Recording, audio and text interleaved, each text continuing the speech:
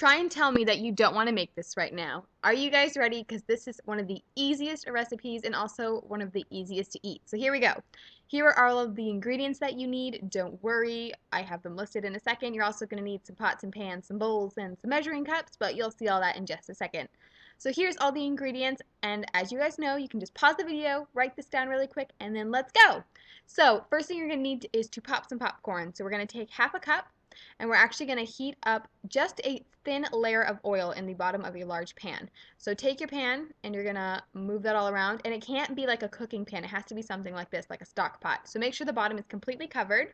You're going to put 3 kernels in, and once they have all popped, then you can line the bottom with the rest. So just make sure they're all evenly flat on the bottom, and this will just allow even heating.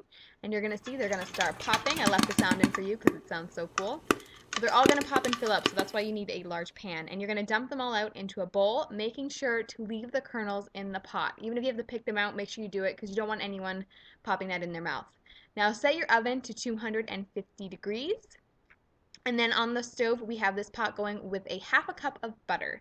And once that is completely melted, we're going to add in our brown sugar, all of our spices, and you can choose which ones you want. I put optional because I didn't have those 2 in there. And then your corn syrup. So get that all in there, and then you're just going to give that a good stir so it looks like this. And then once that's all stirred, you're going to bring it to a boil, so raise your heat up. And once it's boiled, you're going to let it boil for 4 minutes. So set your timer, and you don't want to stir it at all during those 4 minutes. And once those 4 minutes are done, take it off the heat, give it a little stir if you want to, and then we're going to add our baking soda as well as our vanilla. And this is going to change it drastically, so be ready. So as soon as you've added those in, go ahead and start stirring, and you can see right now it's changing its consistency, and you want to stir it until it is thick and shiny. So just keep stirring it. Don't stop. It only takes like 30 seconds, and then it will get to this stage. So you can see it's thick and shiny and looks delicious. Now you're going to take the popcorn. I probably should have had 2 bowls for this, but I found out the hard way. But you're going to take half the caramel sauce and pour it in there, and then using your spatula, you're going to stir it all into the popcorn. Try and move fast with this. Make sure you're ready for this step because your caramel corn will start to set because it's getting cool. But mix it in, and then you can see I've added the rest of the caramel sauce and then mix in the rest. This was one-handed, so please excuse it. So then once you've got it and you want to try and get it evenly coated throughout the popcorn, it's okay if it's not on every single piece, but just try and get it as best you can. You're going to put it onto your cookie sheet. P.S. Amazing kernel ball. So you could just leave it as a kernel ball if you want, but no. So you're going to evenly lay it on your cookie sheet as I have done, and then what we're going to do is put it into our preheated oven, which we set at 250, for 15 minutes. It's actually going to be in there for an hour, but we're going to do it in 15-minute intervals.